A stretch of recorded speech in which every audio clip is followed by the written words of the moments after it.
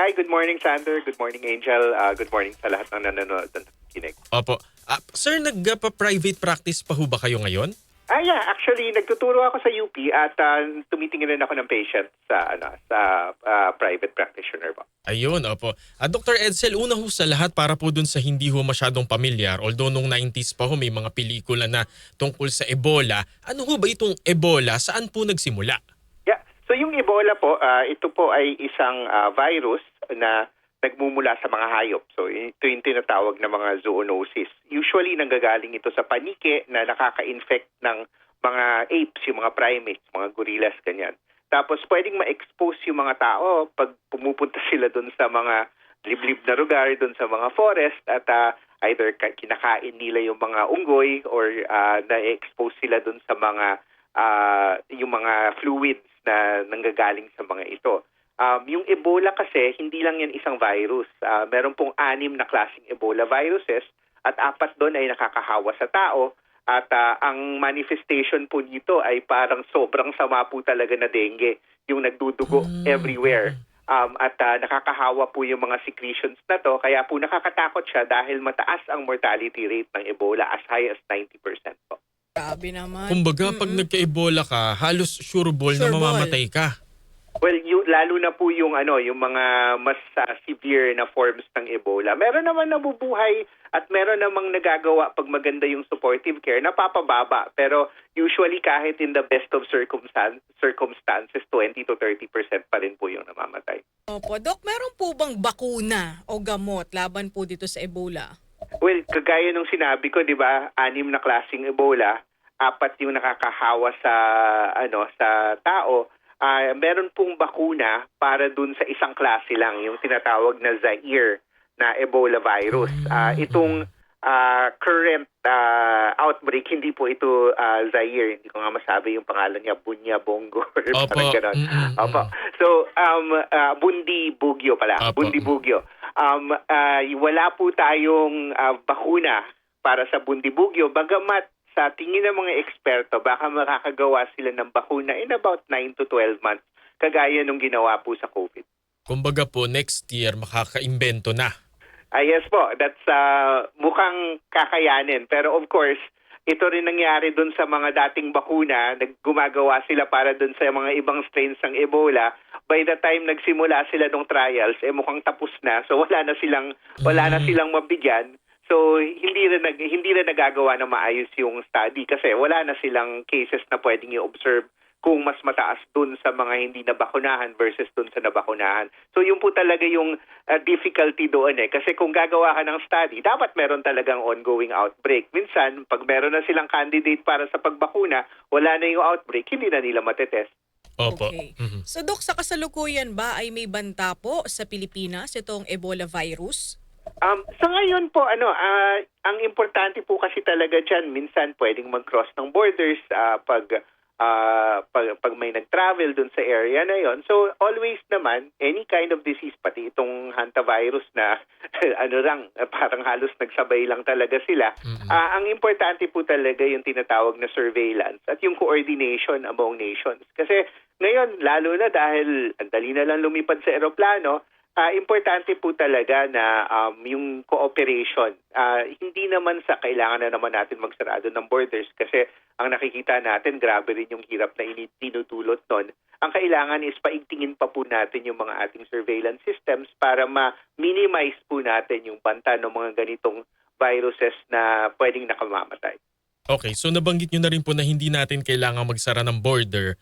Papaano ho kung yung ating turista o kaya po galing dun sa bansang meron pong Ebola?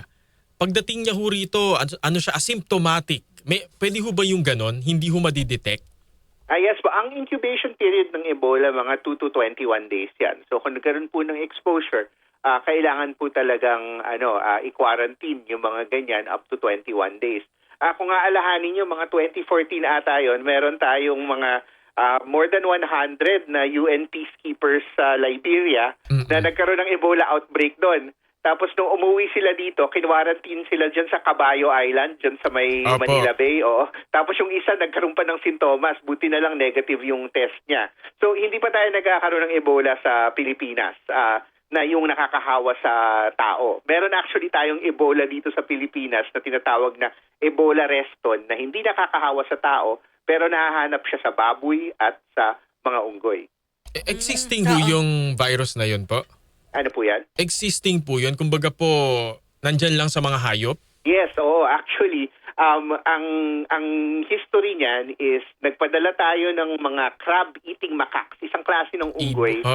In the 1970s pa yon sa Virginia. Yung place na pinadala sila, ang pangalan Reston, Virginia. Tapos namatay lahat ng unggoy nila doon. Tapos nung tinest nila, tinignan nila yung mga samples, mukhang Ebola to. Pero hindi nakakahawa sa tao. So yun yung tinatawag na Ebola reston. Tapos ever since, nagkaroon na rin ng mga outbreaks dito sa baboy. Kinakal po yan, pinapatay talaga lahat ng baboy sa isang pig farm pag nakakita ng Ebola reston. Pero binabantayan po yan ng Department of Agriculture at ng Department of Health. Pero sa ngayon, mukhang hindi naman po talaga siya threat, hindi siya nakaka-crossover sa tao at nagdudulot ng simptomas na katulad nung Ebola na nakikita galing Africa. Pero saang lugar po yun may ganong kaso, Dr. Edsel? Dito sa Luzon, actually, nagkaroon po ng calls noong 2018, I think is the last one. So, ganun po yung sinasabi ko na kailangan yung surveillance, hindi lang dun sa mga viruses nakakahawa sa tao, but also yung mga viruses natin na alam na natin nandyan na pwedeng mag-crossover or pwedeng magdulot ng disease na bago. Ang solution po talaga dyan ay hindi pagsarado ng border kung hindi pa itingin po natin yung ating surveillance. Opo, nabanggit niyo po kanina ang origin po nito, panike na nahawa po sa unggoy tapos sa tao. Di ba ho dito sa ating bansa, bakit ho ba yung mga panike parang laging suspect kagaya sa COVID-19? COVID, sila din. Tapos di ba ho tayo ay may mga, halimbawa po yung Palawan underground river, Bat Cave. Tapos ho sa may Mindoro din po yata yung parang yung puno na puro panike na parang bat watching. Hindi ho ba yun nakakabahala po? Well, yan po talagang problema sa bats. Ang bats kasi kakaiba yung immune system nila. Nagiging tolerant sila sa maraming klaseng virus, hindi lang Ebola. Yun nga, yung COVID, SARS-CoV, at iba-iba pang klaseng virus na nakikita sa panike na hindi naman sila nagkakasakit. So ang tawag dyan ay animal reservoir. At isa pa po yan laging binabantayan ng Department of Health at ng Department of Agriculture. Nagkakaroon po tayo ng surveillance ng mga iba't ibang disease sa panike. At hindi lang sa panike, sa mga ibon, for instance, dahil yung banta ng bird flu laging nandyan. Opo. Kaya nga po ang nangyayari ngayon, ang emphasis po ng World Health Organization ay yung tinatawag na One Health, na hindi lang health ng tao ang importante, kung hindi pati yung environmental po natin kung saan nanggagaling yung mga sakit na to at yung health ng mga hayop. Kasi itong mga diseases sa hayop pwedeng lumipat sa tao. Kaya importante po yung parang tinatawag na One Health or whole of global approach po talaga. Dahil ang health ng isang bagay, kung hayop man yan, environment, ay nakakaapekto sa health po ng tao. Ano-ano po ulit, Dr. Edsel, yung sintomas neto nga pong Ebola? At saka halimbawa yung isang tao galing po sa Africa, sa Congo, automatic po ba yun? Dapat pagdudahan na natin na siya'y asymptomatic? Well, sa ngayon po, unang-una, kung meron po kung may tao pong nanggaling po dun sa area na nagkakaroon ng outbreak ngayon, for instance sa Congo at sa Uganda, yung the border near Democratic Republic of Congo, kailangan po natin i-declare yan sa ating e-travel at malamang po ika-quarantine talaga yan po ng at least 21 days. Tapos yung sintomas po ng Ebola, magsisimula po yan, lagnat, mataas na lagnat, usually 39-40 degrees Celsius. Tapos pag nagiging severe po talaga siya, pwede pong nagkakaroon ng bleeding. Pwede kang sumuka, magkaroon ng diarrhea, at may bahid ng dugo yan or dugo yung lumalabas talaga. At pwede magkaroon ng rashes, yung mga hemorrhagic rashes. Sabi ko nga, parang masamang dengue talaga. At yun nga, ang problema dyan is nadidehydrate yung tao sa diarrhea, sa pagsuka.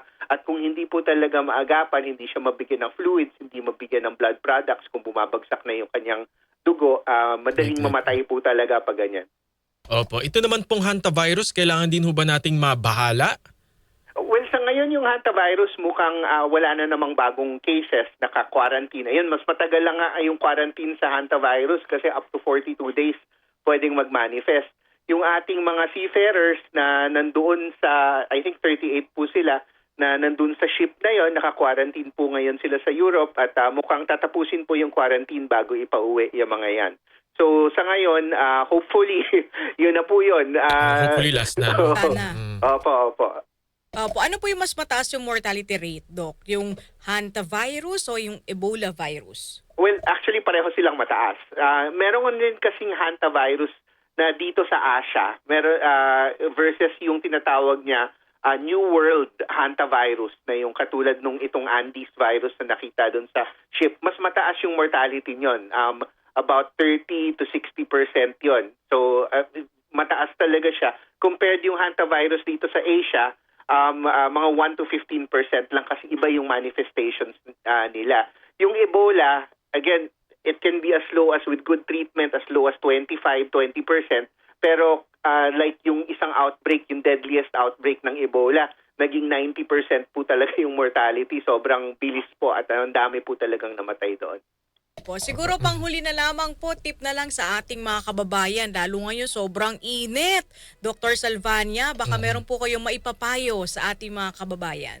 Yes po. So, actually, unang-una, yung mga banta namang itong viruses, hindi naman talaga mawawala. Lalong-lalo na pag lumulusong yung mga tao sa mga forested areas kung saan sila pwede magkaroon ng contact with different kinds of animals. So, kailangan po tayo maging alerto at kung may nararamdaman po tayo, makipag-ugnay po talaga sa doktor. Tapos ngayon, yung additional pa dyan, sobrang init ngayon, kailangan po talaga tayo mag-hydrate at ingat po tayo kasi pwedeng ma-heat stroke at alam naman po natin na kailangan po talaga tayong umiinom ng tubig kasi otherwise pwede tayo magka-heat stroke at magkaroon ng problema sa kidney. Lalo na yung mga elderly at mga bata, napaka-vulnerable po talaga nila sa mga high temperatures at kailangan po talaga natin bantayan at kung may mga tanong po at may nararamdaman, makipag-ugnayan na lang po sa ating doktor. Opo, Doc, siguro panghuli, iba sa ating mga kababayan kasi pag init na init, gusto nilang iniinom yung mga soft drinks,